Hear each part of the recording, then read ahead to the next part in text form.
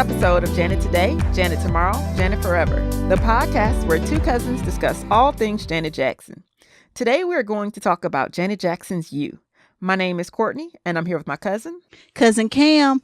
I'm really excited about today's chat. Me too. As usual, we'll have a quick check-in on some Janet news, and then we're going to talk about one of my favorite songs off the Velvet Rope album. And we got Kelly Alexander. Kelly Alexander! Talking to her was so much fun. You know, I love it when you talk to someone and they're as awesome as you imagine. Yes. After we discuss our song, we'll have part 1 of our interview with Kelly Alexander.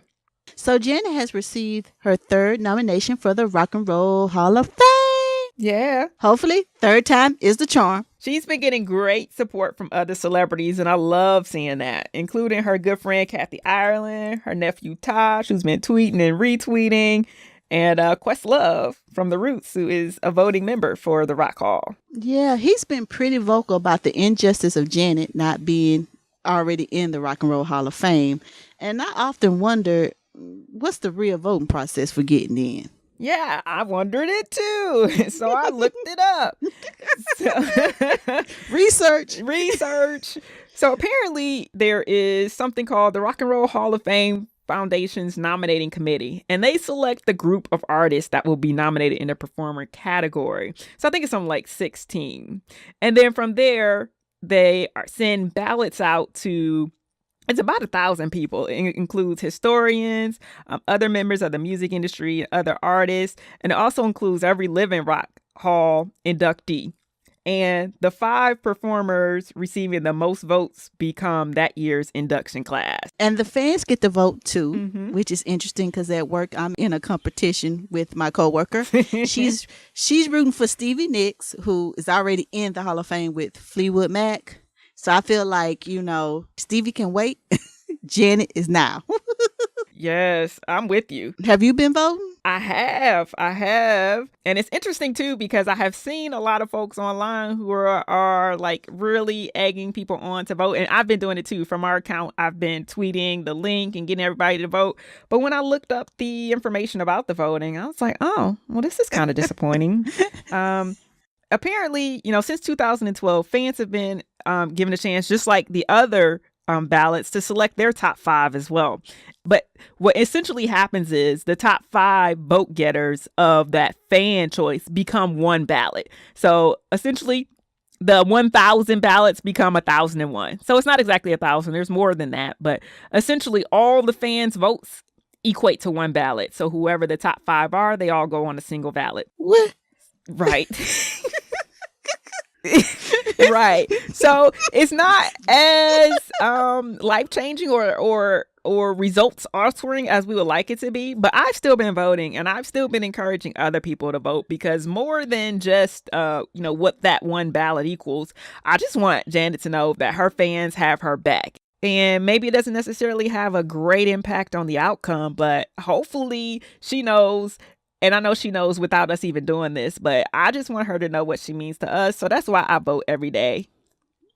And plus, she knows she got Questlove vote too. So. Right. So at least that. Yeah. But I would like to see her get into the top 5. I really would. I want to see Janet and LL make it. So let's talk about these European MTV Music Awards. Yay! They are actually honoring Miss Janet Jackson with the Global Icon Award, which she well deserves. Absolutely. So the award ceremony is held in Spain this year. And honestly, I didn't even know about this award. So it's been given out since 2008. But anytime you put icon in something and give it to Janet Jackson, I'm going to pay attention. Yeah, I'm going to watch. Yeah. Just for it.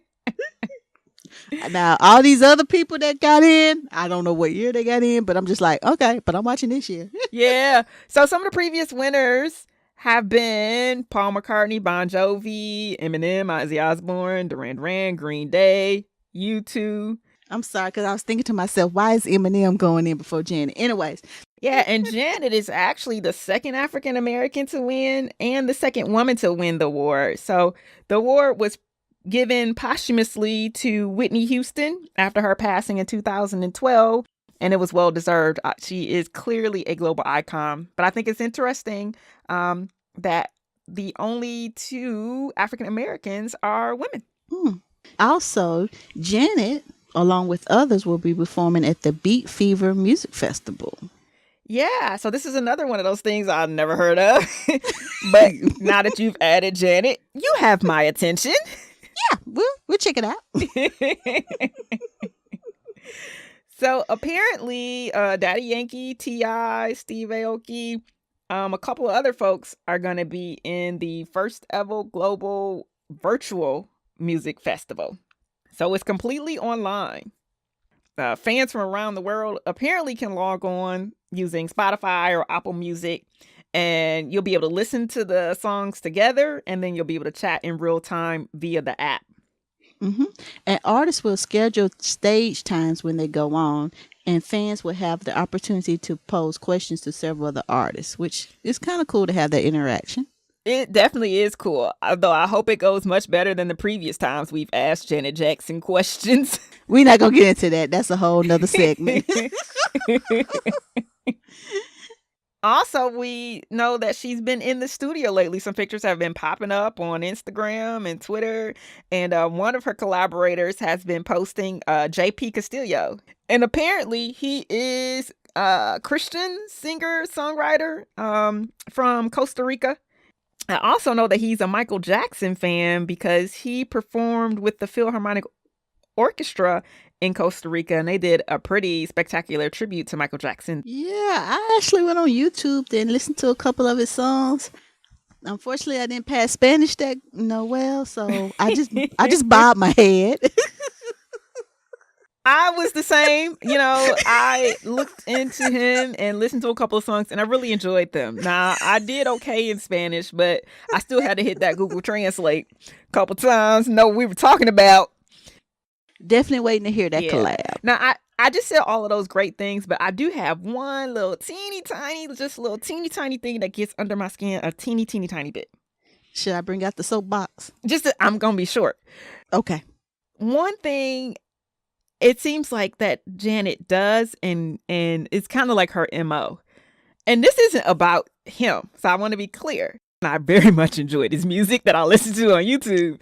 Yeah. But also, I just want maybe to see some music come out with like some folks in her same, you know what I'm saying? Her same,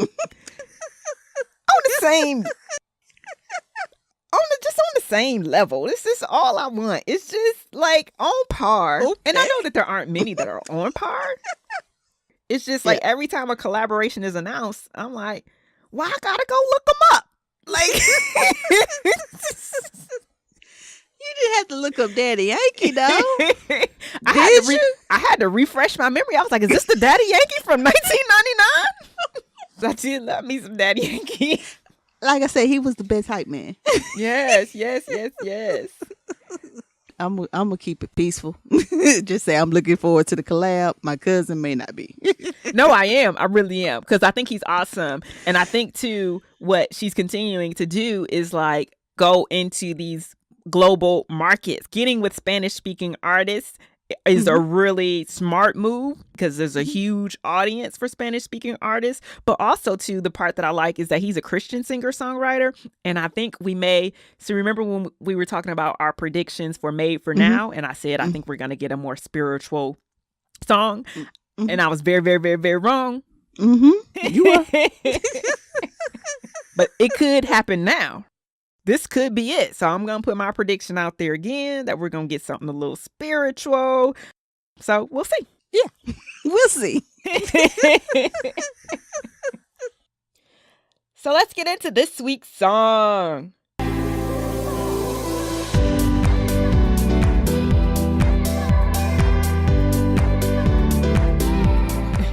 This week's song is from Janet Jackson's 1997 landmark album, The Velvet Rope.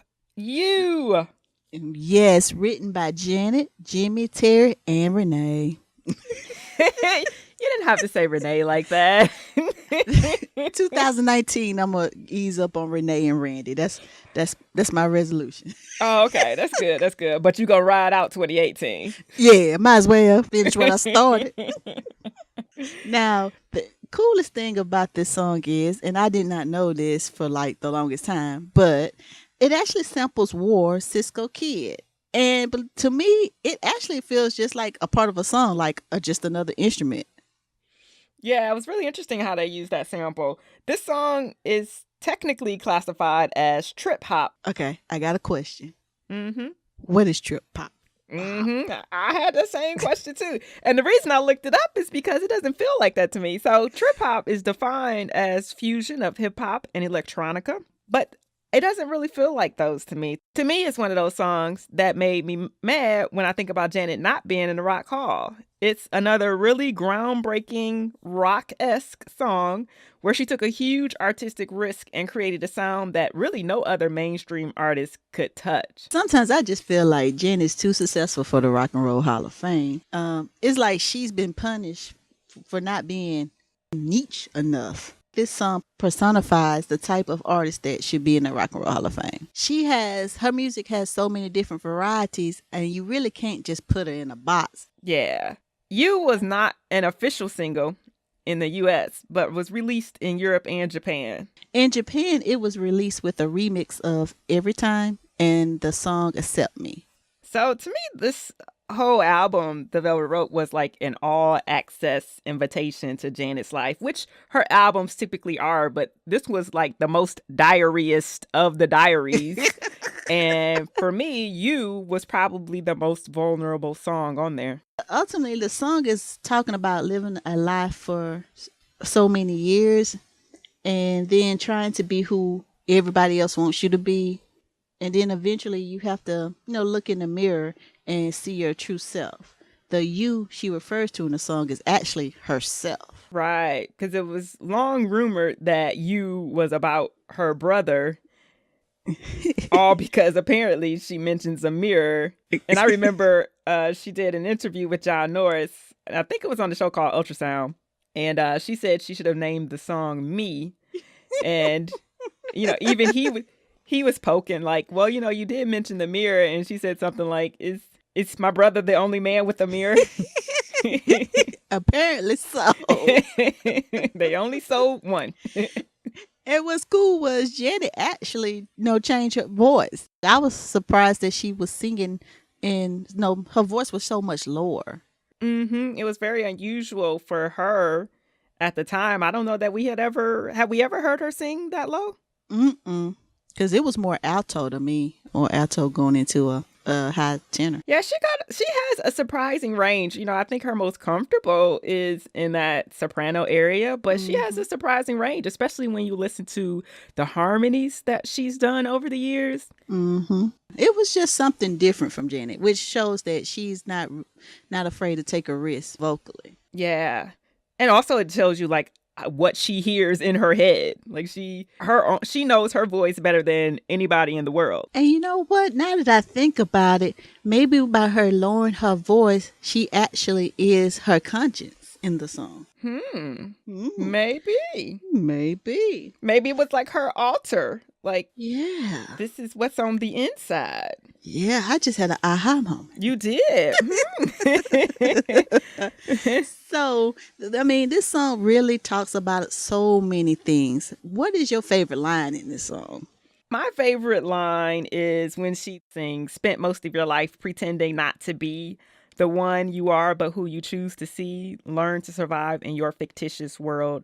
Does what they think of you determine your worth? Wow. When I first heard that song, and I can remember when I first heard this song, the record store was open at midnight. I went to the record store at midnight, got the album, and I remember coming back and playing it. And this was the one that like first grabbed my attention. Like it held my soul and wouldn't let go. Me too. Because it was so vulnerable and so, I was a freshman in college when this song came out, and I remember thinking to myself, like, if she can be this transparent and if she's feeling these things, I'm like, Janet Jackson, from all intents and purposes, it seems like she's lived a charmed life. But if she feels this way, then I shouldn't beat up on myself because I feel this way, right? Like we're in a place where we have to work to becoming who we are. Like I still feel like I'm still becoming who I am even as an adult. But I recognize that it's a journey, and that sometimes you do feel like a fraud in a space until you grow in that space, or until you realize you don't need to be in that space. Yeah. And I agree with you when you say that this was like, when I heard this track, it did catch my attention and also let me know what to expect from the rest of the project. My favorite line is just the lyrics. There's just these two lines. You got to mean what you say. You got to say what you mean. And even now, when I hear that, when you hear about, I'm like, you can't just go out there and just blur stuff out like on social media and stuff, because what you put out there, people feel like that's the real you. That's what you really mean. That's what you're about. You can't backtrack something that you throw out there. So I just think that this song is still relevant in 2018. So I think, and it really made me search myself, especially because when it came out, I was a senior in high school, and I was just going through so many changes and still trying to figure out who I was. And this song was like kind of my motivation song, especially with going to school and stuff like that. And I was like, you know what? If I don't, get into college, if I don't do good on my tests, I have nobody to blame but myself, because it's on me. It's me becoming, an adult, me becoming Kam. Man, good point. And you got me thinking too, when you were talking about maybe it's her conscience, when you said earlier about the lowered voice. There's a part in the song where she's spelling letters and like she's just shouting letters. And I literally just figured it out. Like, I'm going to be generous and say like 2 weeks ago. That she's spelling conscience backwards. So, that vamp part where she says you can't blame nobody but you. And then she's just saying CNEICSNOC. She's spelling conscience backwards. And I'm like, oh, 'cause of the mirror. When you're looking at yourself in the mirror, you're getting your reflection. And so it's being reflected back to you. I was like, wow. That's deep. Janet deep. Yeah, that's deep. Wow. That's like getting a tattoo backwards. So when you look in the mirror, you see their name. Yeah. Okay, too much. Are you confessing something to me right now? No, because I'm superstitious, and I think that anytime you tattoo somebody's name, you're going to break up 6 months later. Yeah, that's pretty much the end of that. You want to break up? Get their name. I feel like that's how you get rid of somebody. That or get pregnant. On the next podcast, how to get rid of somebody. Yes. So, this song, when I hear it, and a lot of people say this too, they're like, I swear I hear Michael Jackson in the background. And she said when she recorded you, she listened to it and she thought that maybe that she should change the ad-libs because she didn't want to sound like Michael. Yeah, I mean, it sounds like him still. And we know it's not him, it's her. Yeah. But I guess you just can't fight the genes. I guess they just still think Janet and Michael is the same person. And yes. I saw Tupac at the corner store, by the way. Did you? Yeah. Did you say what's up? I said, what's up? Keep your head up. Let's talk about this video. This video was shot in Scotland, actually. So in 1998, they filmed the video in front of a select group of fans. And the point was to kind of make it look like a live performance. And I guess it was a live performance. It just wasn't necessarily you as performed in the video, wasn't necessarily a straight shot from the tour. It was staged and there was choreography special for the video. Yeah. And then what they did was they actually spiced actual concert footage that was shot the following day. The video contains highlights from the entire show. Yeah, so the video for me, it just felt like a very long commercial for the tour. This wasn't an official single in the U.S., but they released a video for the song anyways, and I was like, it was pretty genius. Yeah, so you got a whole, like a highlight reel from the tour, and you got to, hear a new Janet song that hadn't been played on the radio. And I'm sure there were several people who saw this video and thought, when she comes here, I got to get a ticket. Got to push them ticket sales. Yeah. And everything was on point. The choreography, the costumes, even the band was on point. I mean, of course, if you see Janet in concert, it's always on point. Yeah, everything was so much fun. And the part about this video containing like samples of most of the songs that she performed on the tour, I mean, like there's samples from Rhythm Nation, you see shots from Because of Love, you see shots from Together Again, and it all works. And it makes me think of those videos that people put on the internet sometimes where people say like so and so is always on beat. It seems like Janet Jackson can dance on beat to any Janet Jackson song. Like you could play any song and play any random choreography and it's gonna fit. You might have to speed it up or slow it down, but it's gonna fit. She on point. She on beat. Like, what kind of sorcery is this? Hey, Joe had them kids on point. He made them practice. She had to watch Jackie and Jermaine and all them. I remember watching this tour on HBO, and I love that the fact that the dancers had on white masks and they were dressed in all black, and it really made you focus on Janet. Although she was moving from one part of the stage to the next, you really focused on her and only her, because you weren't, trying to look at other different dancers and see who was out there. You just really focused on Janet. And I'm going to admit, I did look at the other dancers because they had on the masks that were the same front and back. So Yes. Whenever they spun around, you couldn't tell like what's forward and what's backward. So I was like mesmerized. Like, is this the front? No, this the front. Like, and then she was sweating, so Janet was sweating hard. Hey, listen, this was hot, okay? But I really liked in the video too, Janet had the like masquerade mask on a stick.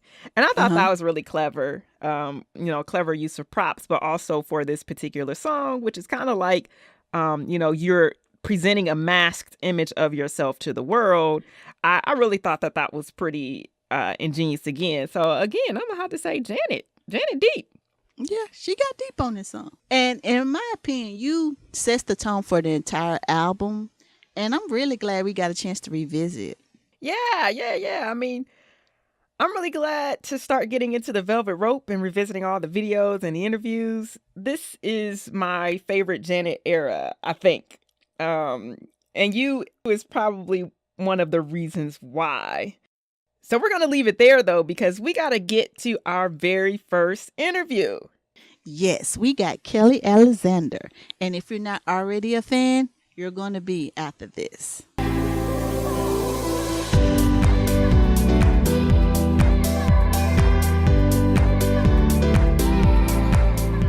Alrighty, so we are delighted to welcome our very first guest to the podcast, and it's a good one. Man, cause it's a great one. It is a great one. You are correct.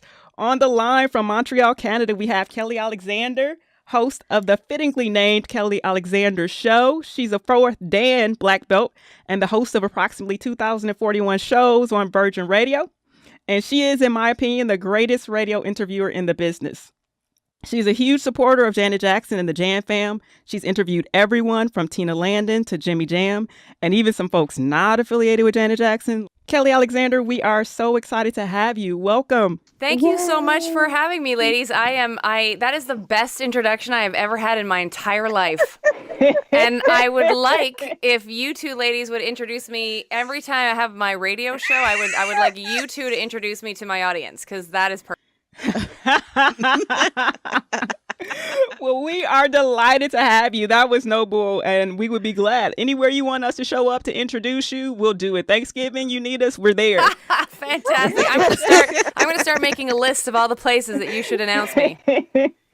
So Kelly, tell us a little bit more about your show. I am a radio announcer in Montreal. So I have a radio show that I do on a terrestrial radio station, Virgin Radio Montreal. And I've been a part of that team for a long time. And then I have my 2 podcasts that I do separately apart from my work at Virgin. So I have the Kelly Alexander Show, which you talked about. And then I also have another podcast that I do with one of my colleagues from the radio station, Her name is Sharon Hyland, and we have a 90s podcast called 90s Now, where we only talk really about things from the 90s and what's happening now. Like, so for example, we might talk about Janet back in the 90s and then what she's doing now, and then stuff about New Kids on the Block or Paula Abdul or Belle Biv DeVoe, whatever it is. And we try to, keep everybody up to date with what's going on from the 90s into the now. So there's that. And then, of course, the Kelly Alexander Show I've had since October of 2009. So October 19th actually was the first show that we put online for that podcast, and I was really proud of it, and it was a lot of work to get the podcast on the air. So when it debuted, I was super excited and was ready to put in a lot of work. And so 9 years later, we are still going, and it's taken a little bit of a different form, that particular show, the Kelly Alexander Show. Like, we started out playing way more music, and then we were doing different types of interviews where I would not only interview celebrities and musicians, but I would interview, doctors and do lifestyle bits. And then over the years, we really started to hone it down into an interview show with either celebrities or actors, musicians, all that sort of stuff, or their support staff, like choreographers, like producers, all that kind of stuff. So that's where we are right now, and I'm loving it. Have the best time, and very grateful for all the support that we get. Kelly, just listening to your show, it's pretty clear that you just didn't become a Janet fan overnight. Tell us how you became a Janet fan and what has kept you a fan all this time. So I first heard about Janet when I was probably 9 years old, and I'll probably date myself by saying that. So the Control album. And I remember, this is a very vivid memory. My sister, who is older than me, she had this like mixtape that she had, and I borrowed it and put it in my, my Walkman. And I was outside, and I had been told by my parents that I needed to, it was like the spring or something, and I had to like rake the leaves. And I remember listening to this mixtape, and then on came Janet with Control. Just that one song, my sister had that song. And I just remember going, wow, this is like super cool. And so that was my first introduction to Janet. But then I became a super Janet fan in January of 1990 when I was watching the American Music Awards. And how that happened is, I don't know if you ladies remember, but back in the day, New Kids on the Block were like the thing back then. And so a bunch of my friends were in love with New Kids on the Block. And for whatever reason, I didn't really know who they were or cared. And so my friends are like, well, watch the American Music Awards tonight. They're going to be on. You'll see who they are. I'm like, okay. So turned on the show and was watching the show. But then Janet came out and did Escapade. And that was it. And that was the beginning of the end of the beginning of me and my love for Janet. So I've been with her ever since. Yes, I can totally understand that. Yes. Oh my God. It's amazing how when something really touches your soul or touches your core, you can remember everything about that moment. I remember that Escapade performance like it happened this morning. And I'm going to date myself even further. When she did What Have You Done For Me Lately, I think at the Grammys, I was like snared. But when she did Escapade in 1990 at the American Music Awards, it was over. I was like, there's no one else. I don't care who comes after. It doesn't matter. This is it. Like, we will never see anything better than this. I'm sorry. Agreed. Totally agree. After that, I think I wore that VHS for some reason too, ladies. I don't know why, but I was taping that award show, and I was so grateful I did, because I must have watched that performance a gajillion times. I knew like all the moves, and for like a white little farm girl to master the moves, I probably didn't look that great, but I knew them. So. Yes. So we mentioned in the introduction that you have interviewed many people who have worked closely with Janet Jackson over the years. Can you tell us about some of your most memorable guests? Well, right off the top, I guess the two would have to be Jimmy Jam and Tina Landon. Wow. Just because, for different reasons. First of all, I'll start with Tina. Tina was, I think, the first sort of close Janet associate that I was able to get on the show. And so I actually interviewed her years ago, even before the Kelly Alexander Show podcast actually started. I was able to interview her about like I think it was like a dance workout tape at the time. This might have been like 2011, I think, maybe. No, sorry. That would have been earlier than that, like 2007, maybe. Something like that. And so I had her on, it was funny, my boss at the particular radio station I was working at the time was like, I know you love her. Like, you can use a clip. So, so I managed to get her on the show, and I think I literally talked to her for an hour, but was only able to use a clip. But I still had the interview for the hour. So, so that was great. And yeah, I think it was like 2007, somewhere around that. So that was my first foray with Miss Landon. And then I think my next chat with her was I reached out to her again in 2014 for the anniversary of Rhythm Nation. And then from then on, she's just been on the show like 6 times, I think. And she is just such a class act. I was in love with her when I figured out that she was like a choreographer and was a dancer, obviously, for the Rhythm Nation project. And so to be able to have her on the show and then have her multiple times on the show and have her come up to Montreal, because it'll be a year in October that she flew up here for us to do the big on-camera interview that we did for the 20th anniversary of Velvet Rope. And she's such a class act. She loves Janet so much. She loves her time with Janet so much. Yes. And she is just, there's not enough words to describe her. She's brilliant. She is just brilliant. She's a classy lady, and I learned so much by just being around her. So I will always love her, especially because having her on the show allowed me to then, when I was trying to reach other Janet associates, it was easier because I'd be like, well, Tina Landon's already done the show. And because of her and her support, so many of the other dancers that I've had on the show, it's like it wasn't even a question. They're like, "Oh, Tina did it. Okay, cool."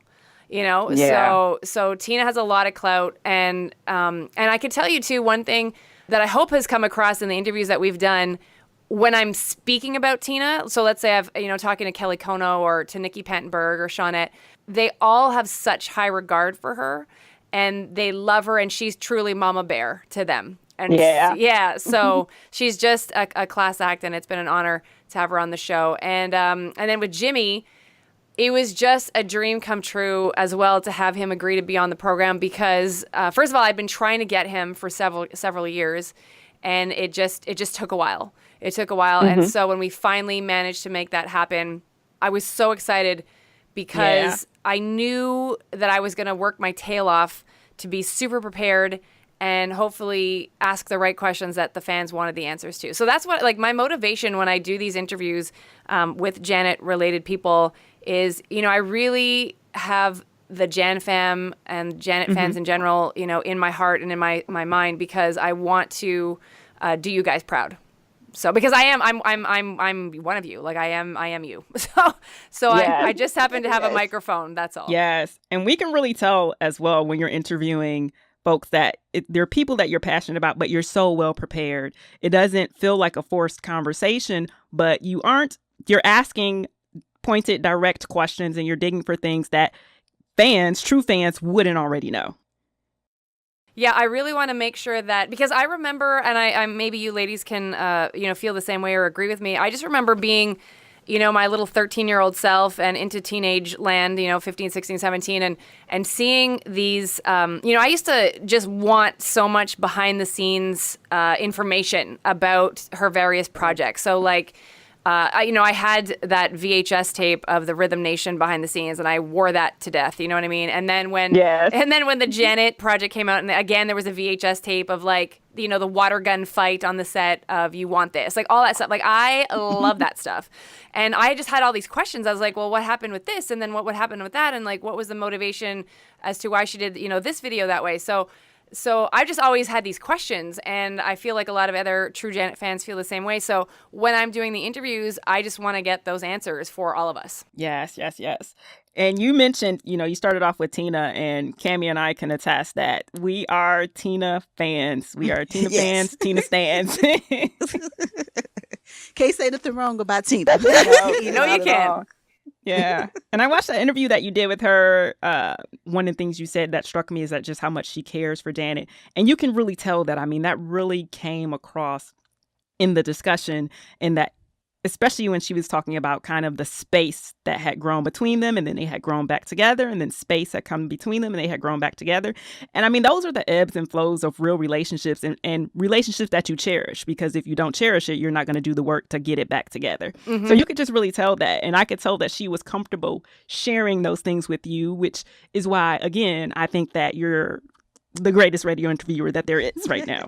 Well, I really appreciate that. Thank you. Because I know, my, it's funny because, I have a team of people that work with me, and I'm so grateful to have their support and their effort and all that sort of stuff. And I always tell them, if we get a new member on the team or whatever, when I first sit down with them, I'm like, look, it's very important to me that the Kelly Alexander Show represents everything that is good about media and communications and just being like a human. Like, I want to make sure that we never do anything salacious, that we're always focusing on the positive. And, I am going to ask questions that I think need to be answered and all that sort of stuff, but I'm never trying to get any like ridiculous, weird dirt. Like, I can tell you over the years, I've gotten a lot of either YouTube comments or like, direct tweets or whatever you want to have it. And some people are asking me questions that I won't even bring up now because I think they're inappropriate. And I just sometimes have to shake my head because I'm like, I would never ask that. Like, I would never ask that. I would never put that person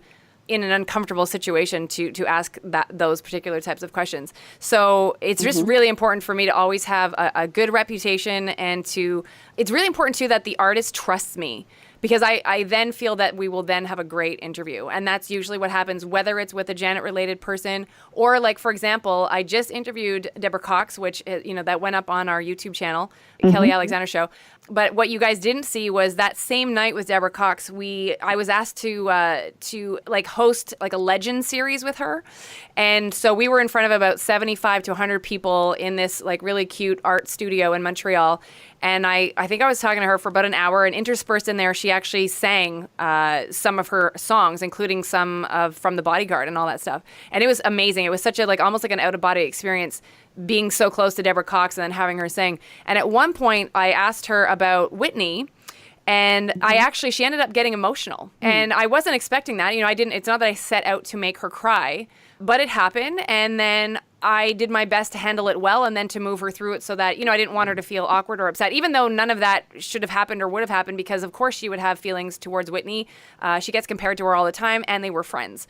But it was important to me that, after that legend series that we did, I was talking to Deborah backstage, and she thanked me for making it a comfortable situation for her. And that meant the world to me, because I really just want to make sure that artists trust me, and it's a reciprocal relationship, because I really appreciate their time, and I just want them to feel comfortable to share their story with us. That's awesome. That's really... Yeah, that is awesome.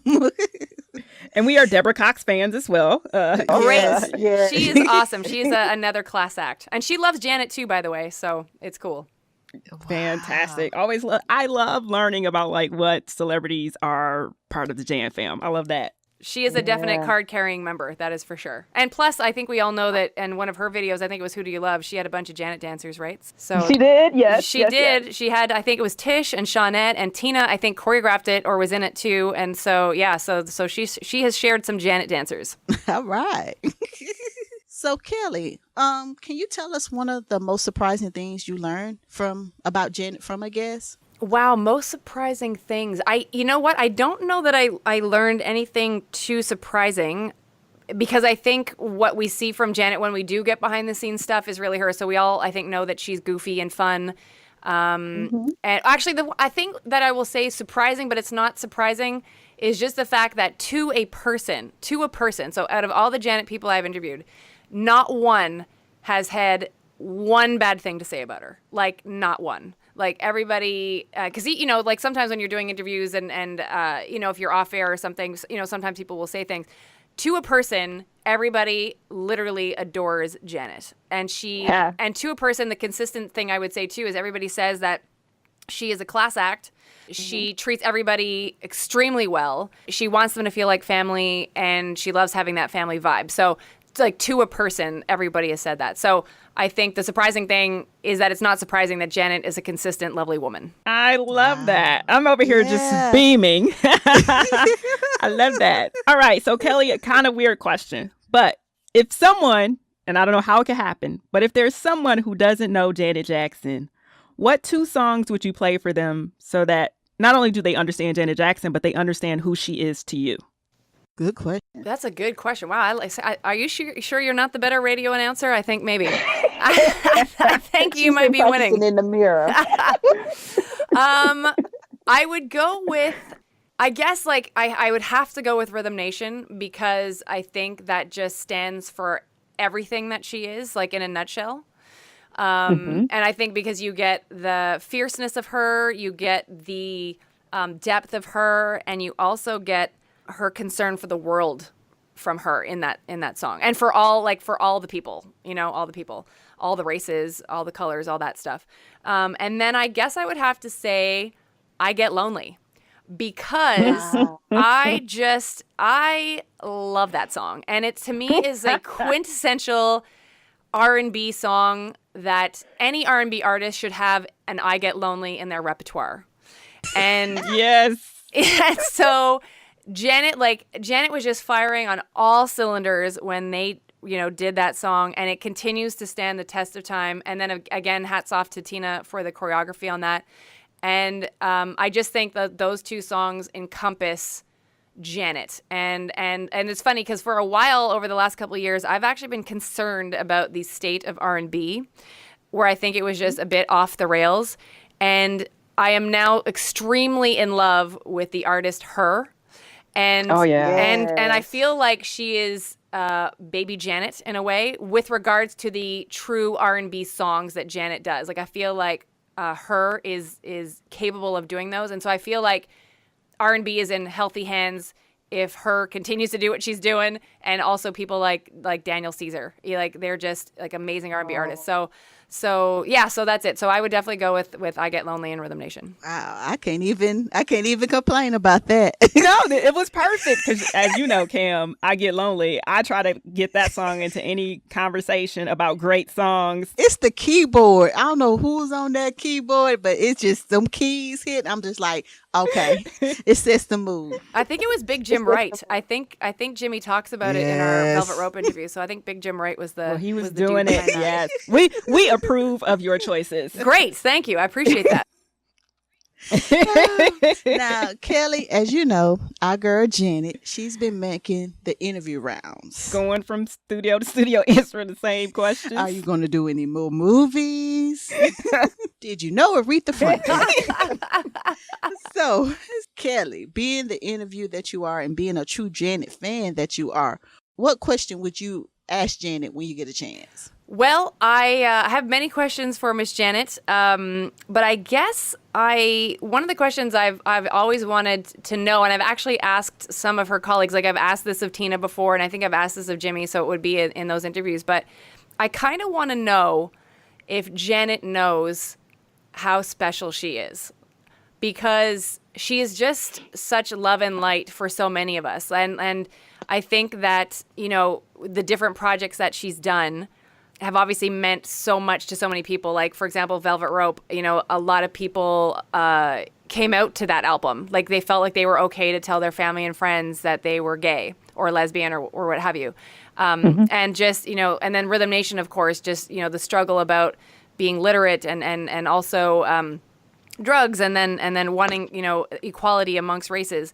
And so I've always just wanted to know, not that I want her to answer if she's like, I know I'm great. Like, it's not that. I just want her wanted to know if she knows that she's such a beacon for so many of us. And it's almost like it's her and the universe working as one to make the magic, because that's how I feel about her. I agree about the Velvet Rope, because that definitely got me past high school. I'm showing my age now. but that one really made me go, okay, it gave me a little bit more courage to get through some things. And it's just like so many songs on there are so powerful. Agreed. Yeah.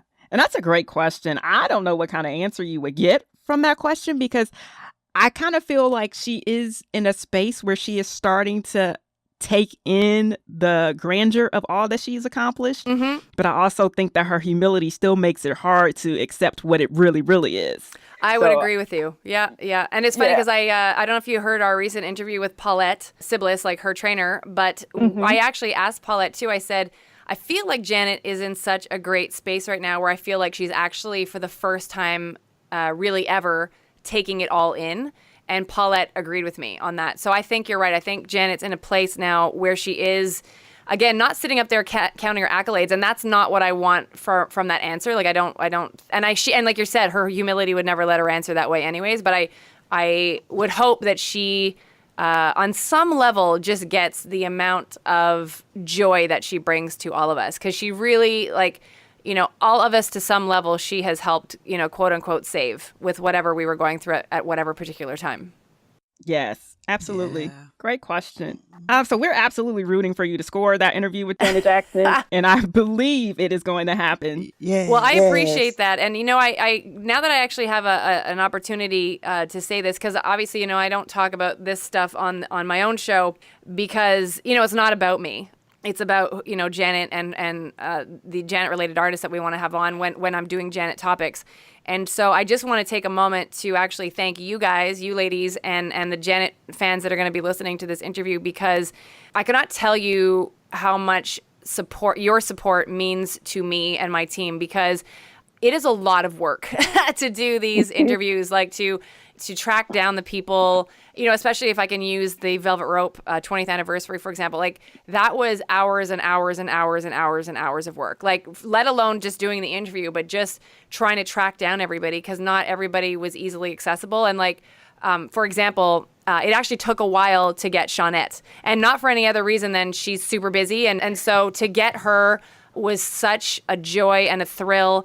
And I just felt so grateful to be able to get her for the Janet family, you know, because I knew everyone would love to hear from her. So I'm so grateful to her for making the time to make that project, you know, work out well for us on the Kelly Alexander Show. So I just really want to thank everybody who supports me, because there was even like a bunch of Twitter messages were going out a couple of weeks back with people like tweeting to Janet when she was making those interview rounds saying, you know, when are you going to go on Kelly's show, you know, and that just meant the world to me. And then, you know, a bunch of people also saying like, how much they want me to meet her over themselves. And I was like, wow, like that's so selfless, you know? And so I really and truly appreciate the support, because it means, this is why I continue to do what I do, because I just want to be the conduit between, you know, Janet-related people and the fans as much as possible to get the questions answered that you guys want to hear. And I really do hope eventually the universe sees fit for us to be able to interview Janet, because it would be a true honor, obviously. And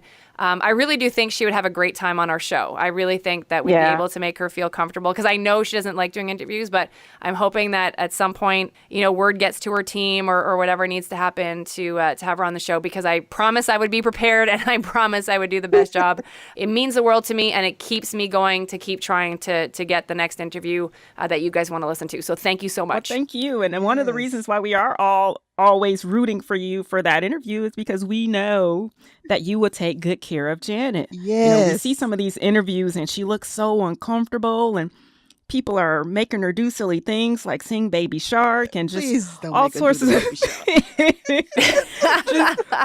all sorts of random things. And she, you know, she's a good sport, but she looks so uncomfortable. And we're like, let's just get her in good hands. Let's get her with someone who's capable of asking some questions that will get us some good information, but also let her have some fun. Like, we don't want her to look tortured like she's looking in some of these interviews. I do think that our personalities would get along, and that I think she would know by sitting down with our show that we all have only love and respect for her, and that we would want her to be able to tell her story. And that's what I would really love to be able to do, is have an in-depth conversation with Janet about a bunch of her projects, and then to get that information out to the fans. So that's why I hope one day it actually works out. It will. We're looking forward to it. It's in the universe somewhere. It's about to happen.